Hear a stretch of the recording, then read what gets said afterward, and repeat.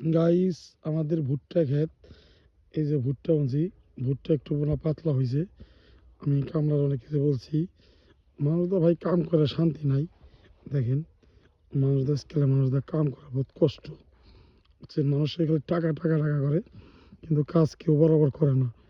এই আমাদের বাংলাদেশের কালচার, যেটা নাকি অনেকেই কাজ করতে চায় না, খালি টাকা টাকা করে, খালি টাকা টাকা টাকা, কিন্তু কাজের বেলায় কিছুই নেই।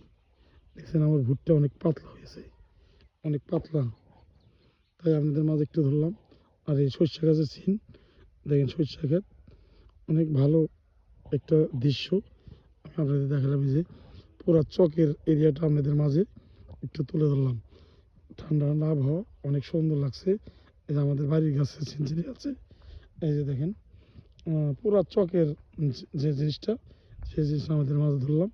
আমাদের বাড়ি অ্যাকচুয়ালি বলা যায় চকের ভিতরেই, সেইটা আর কি দেখেন সিনসিনারি, তাই আপনাদের মাঝে তুলে ধরলাম আর কি।